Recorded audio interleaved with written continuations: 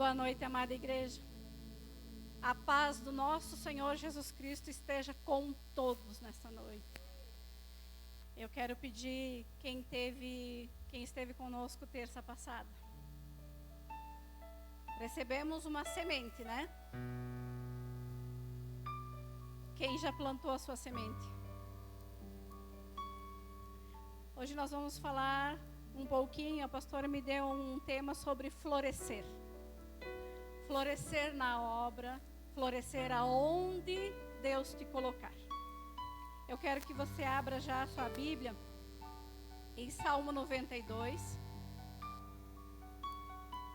no versículo 12 em diante.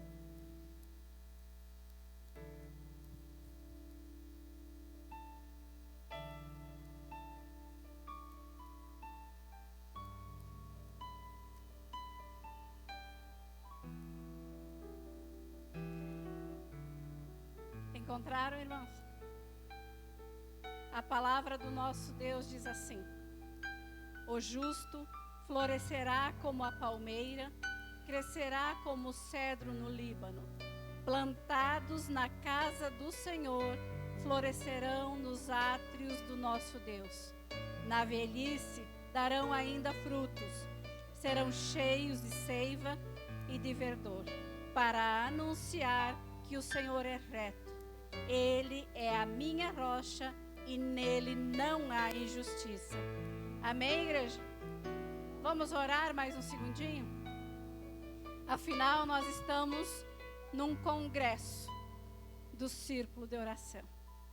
Nós profetizamos, nós liberamos palavras proféticas durante o ano todo, que quem ora vence.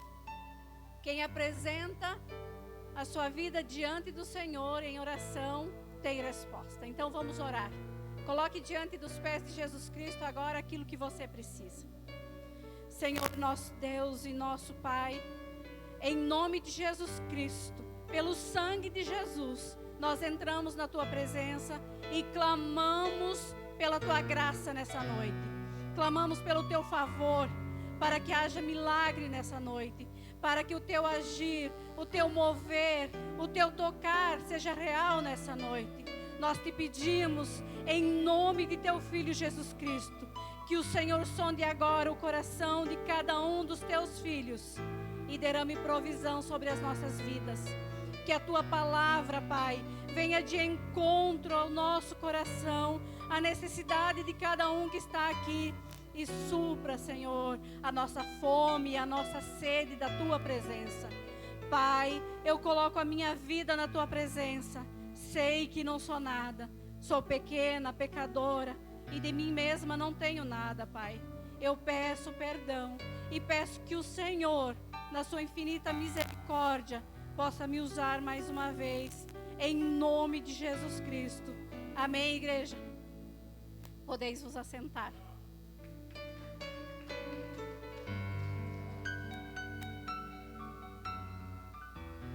Nós cantamos agora, nós temos 2 louvores no nosso congresso que diz que ainda tem vida aí. E agora nós cantamos Deixa eu te usar, apesar. Eu vou tentar trazer algo e eu espero que Deus me permita colocar aquilo que Ele falou comigo. No livro de Gênesis 18, eu vou tentar colocar 2 exemplos que nos impedem um pouquinho ou atrasam um pouquinho o florescer na presença de Deus. Eu espero que eu possa compartilhar aquilo que Deus está falando fortemente no meu coração. Em Gênesis capítulo 18, nós vamos encontrar uma mulher improvável chamada Sara, que apesar da sua idade, ainda tinha vida. E Deus fez uma promessa para Abraão e para Sara especificamente, vamos falar dela agora, que ela seria mãe de nações. E quando essa família foi visitada pelo Senhor, chegou diante deles, 3 anjos, entre eles estava o Senhor, e Deus foi falar com eles. Sara riu e duvidou da promessa.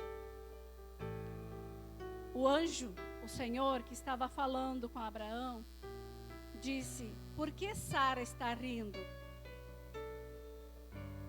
E tem um versículo, uma palavra que eu gosto muito, que diz assim, no versículo 14: acaso para o Senhor a coisa demasiadamente difícil? Será que existe alguma coisa difícil? Deus questionou. Por causa da incredulidade de Sara, talvez demorou um pouquinho mais. E nós sabemos que Sara foi mãe com 99, 100 anos, né? Aí eu te pergunto, quantas vezes que dentro de você duvidou da promessa de Deus? Quantas vezes você duvidou que Deus estava te colocando em algum lugar? Quantas vezes atrasou de florescer na obra porque você achou que não era o teu momento, não era a hora de estar naquele lugar, ou duvidou que o trabalho foi Deus que te deu? Quantas vezes a dúvida dentro de você mesmo fez atrasar a promessa de Deus na tua vida? Às vezes nós duvidamos daquilo que Deus tem para fazer na nossa vida.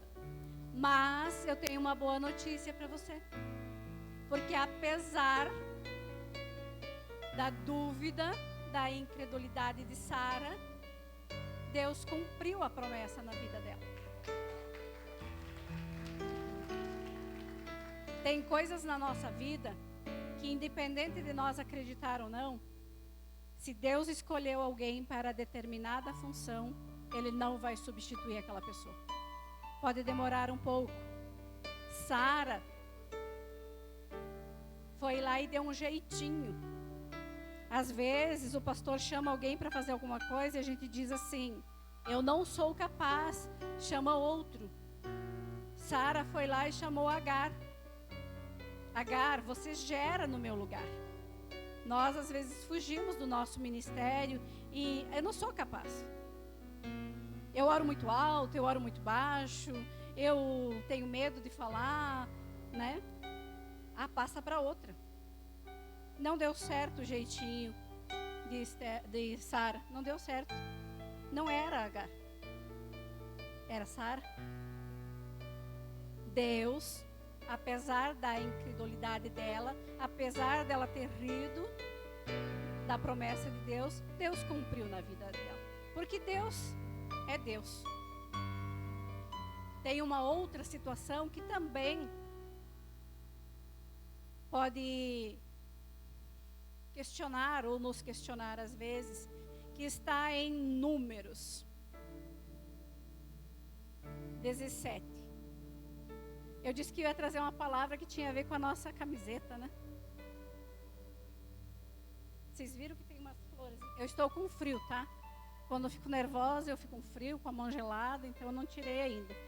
Vocês perceberam que em cima da nossa camiseta tem umas florzinhas aqui? Eu vou trazer uma palavra que está aqui, tá?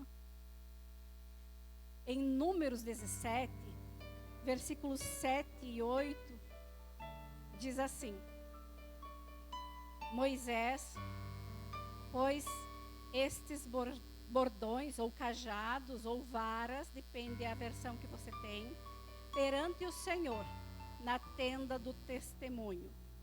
No dia seguinte, Moisés entrou na tenda do testemunho, e eis que o bordão de Arão estava pela casa de Levi, brotara, e tendo inchado os gomos, produzira flores, e dava amêndoas. As flores das amêndoas são bem parecidas com essas, se vocês quiserem pesquisar. O significado da amendoeira, da vara, da flor de amêndoa, é amor. Vocês já vão entender lá na frente, tá? Se eu conseguir desenrolar, tá bom? Deus deu muita coisa. Vamos tentar desenrolar tudo, tá? Aí, então, vamos entender o que eu estou tentando dizer com isso. Precisa vários capítulos para ler, então vou contar a história. Lá no passado, somente um sacerdote podia entrar na tenda do testemunho, na presença de Deus. Moisés falava face a face com Deus e Deus escolheu Arão para ser sacerdote. Toda a congregação, algumas famílias de príncipes e nobres se revoltaram contra Moisés e chegaram para ele e disseram assim: nós somos homens santos, de renome, tem príncipes no nosso meio. Quem você pensa que é? Você é mais santo que nós para representar todos esses milhões de pessoas que estavam no deserto, para falar com Deus e escolher o teu irmão Arão para ser sacerdote, para entrar na tenda do testemunho e ministrar perante Deus por nós? Vocês são melhores que nós? Quantas vezes nós, à nossa volta, as pessoas chegam para nós e dizem assim: quem você pensa que é? Tu é melhor do que o outro? Tu é melhor do que o teu irmão? Disse quem você pensa que é para estar aí com o microfone.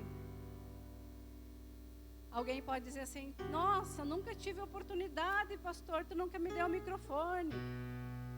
Espera aí que vocês já vão entender.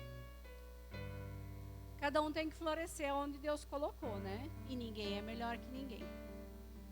Nessa situação, quando Moisés foi colocado contra a parede por toda aquela gente, Deus teve que entrar no meio daquele contexto, daquela briga, daquela história, e disse para Moisés: chama todos os líderes das famílias e cada um traz um cajado com o nome do líder da sua família e vamos apresentar na tenda do testemunho diante do altar, vamos supor, tá?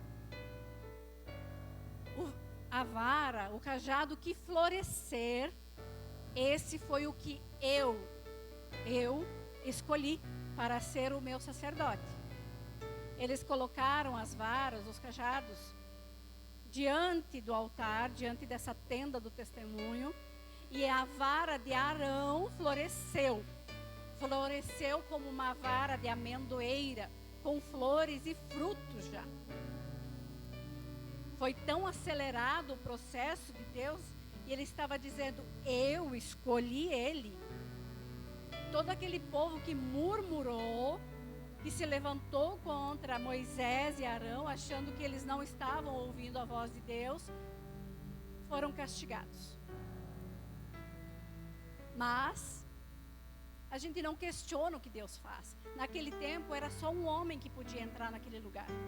Era só um homem que podia apresentar, vamos colocar a sua vara, o seu ministério, as suas obras, as suas boas ações diante do altar para representar o povo.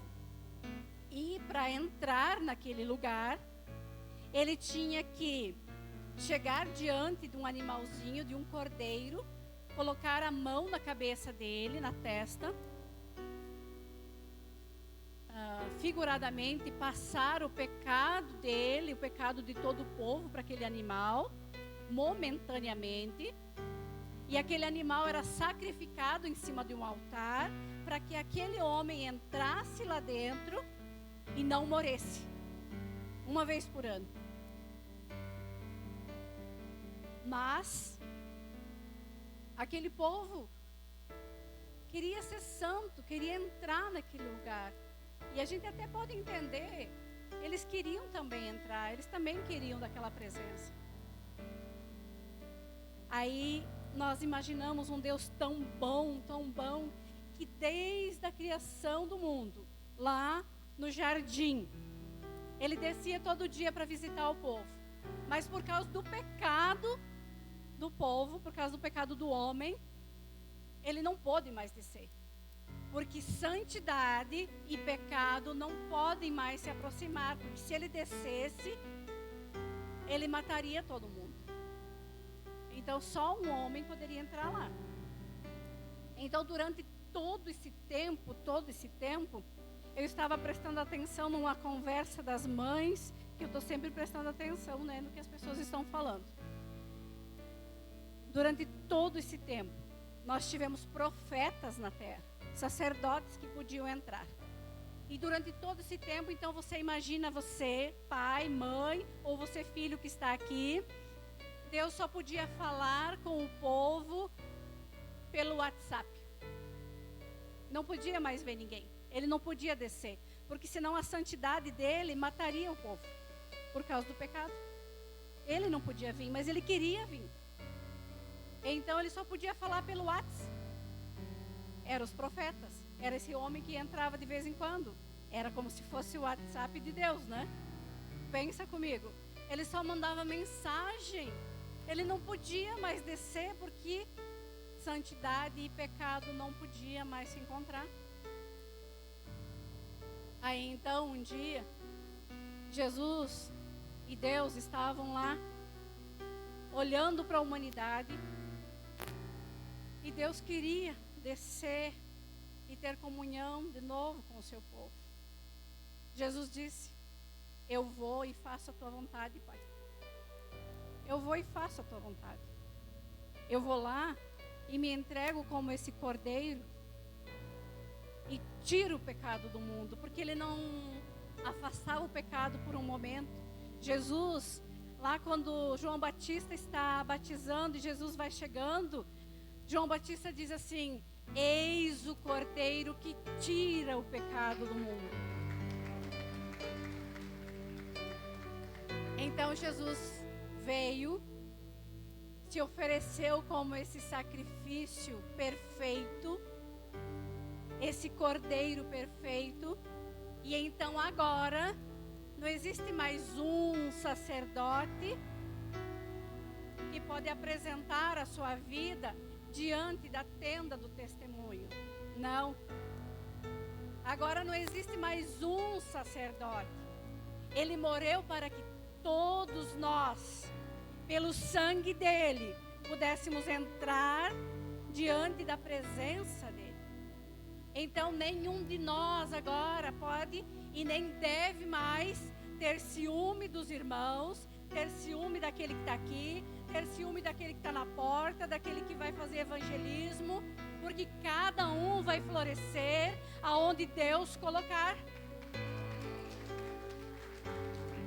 Porque através desse sacrifício perfeito, agora Deus pode nos encontrar, todos nós. Não um, todos. A palavra diz assim, em 1 Pedro, no capítulo 2, versículo 9, que todos nós agora que aceitamos a Jesus Cristo, o sacrifício perfeito dele por nós, né? Vós, porém, sois povo eleito, sacerdócio real, nação santa, povo de propriedade exclusiva de Deus, a fim de proclamardes as virtudes daquele que vos chamou das trevas para a sua maravilhosa luz. Nós somos povo escolhido, nação eleita, sacerdócio real, todos. Ninguém mais precisa ter ciúmes quando um irmão está florescendo. Quando Deus chama alguém, Ele chama todos agora para estar diante do altar, apresentar as suas obras, apresentar aquilo que Deus chamou para você fazer e florescer naquilo que Ele chamou. Florescer naquilo que Ele chamou. E se a vara de amendoeira representa o amor, nós vamos florescer pelo Espírito Santo. Nós vamos dar frutos do Espírito Santo. E o principal fruto do Espírito Santo é o amor. E hoje nós estamos conversando de meio-dia. Então, se nós vamos dar frutos do Espírito Santo, vamos florescer, e o principal fruto é o amor, nós somos umas árvores diferentes. As nossas raízes não estão fincadas na terra. As nossas raízes estão no céu. E o que vem para que nós possamos compartilhar com as pessoas, vem de Deus. Porque os frutos que Deus espera que nós compartilhamos com as pessoas, é dele, é do Espírito Santo. E quando esses frutos são gerados dentro de nós, então nós conseguimos sair da tenda do testemunho, de dentro da congregação, e apresentar Jesus para o mundo. Apresentar Jesus através das boas obras. Apresentar Jesus Cristo através daquilo que Ele colocou nas nossas mãos para fazer. Então, independente da incredulidade dentro de você, ou independente daquilo que está à tua volta dizendo que você não pode, não é mais isso que vale. Deus vai te usar independente daquilo que você está pensando agora. Porque se Ele te chamou para estar aqui agora, eu trouxe para ti hoje uma palavra profética para a tua vida. Independente da situação que você está, Deus pode te usar.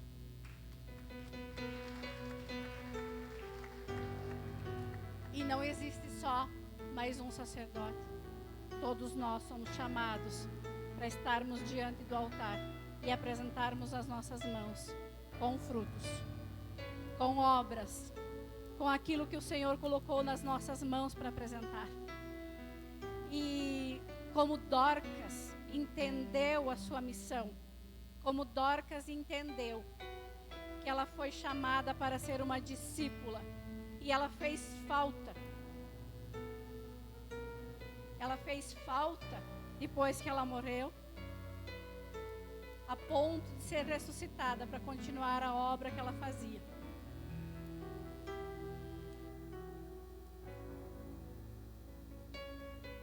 Deus tem me feito uma pergunta e eu vou fazer para a igreja para você meditar. Está em João, no primeiro capítulo, no versículo 38.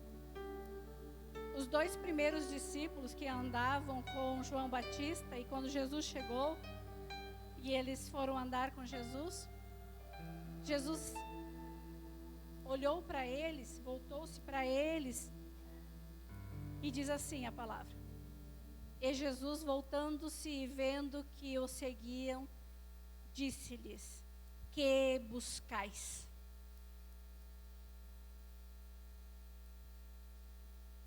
O que vocês estão buscando nessa noite? Jesus está perguntando: o que buscais? Jesus estava perguntando para discípulos: o que buscais? Dorcas era uma discípula, né? Ela quis servir. E disseram-lhe: Rabi, que quer dizer mestre, onde assistes? Ou, em algumas traduções, onde você mora? Eles poderiam ter dito assim: o que você tem na mão para me dar? Ou você vai me pagar para andar contigo? Você tem pão na mão para me dar? Aonde você mora? Essa pergunta, para algumas pessoas, poderia ser terrena. Você tem casa aqui? Mas a pergunta era muito mais profunda. Aonde você mora? Então, quando eles perguntaram para Jesus aonde ele morava, Jesus lhe respondeu: vinde e vede. Jesus está convidando pessoas para andar com ele como discípulos, como Dorcas, para servir. Venha andar comigo e vê. Venha ver o que eu tenho para você. Isso é florescer na obra. Olhar para Jesus e perguntar para Ele: aonde você mora? Eu quero morar junto contigo. Eu quero morar aonde você mora. Quando a gente dá a resposta certa para Jesus, Ele convida a gente para andar com Ele. Ele convida a gente para ser discípulo. Ele convida a gente para ser sacerdote. Ele convida a gente para florescer na obra. Muitos foram povo, foram multidão no caminho de Jesus. Mas algumas pessoas perguntaram para Ele e fizeram a pergunta certa. E foram como Dorcas. Floresceram aonde foram chamados. Então, quando Jesus te perguntar o que buscais, dá a resposta certa para Ele. Eu busco a Jesus. Amém, igreja? Eu espero de todo o meu coração que a palavra possa entrar no teu coração e possa produzir frutos dentro do teu coração, da tua família, e você possa frutificar aonde você está, no seio da tua família, no teu trabalho, dentro da obra de Deus. Que você nunca duvide daquilo que Deus está fazendo na tua vida. Nunca duvide que Deus te chamou para fazer a diferença aonde você está. Não importa a tua idade. Não coloque desculpa, não coloque empecilhos para aquilo que Deus quer fazer na tua vida. Floresça aonde Deus te chamar. Aceite a missão que Deus colocar nas suas mãos e ande com Ele. Em nome de Jesus. Eu quero te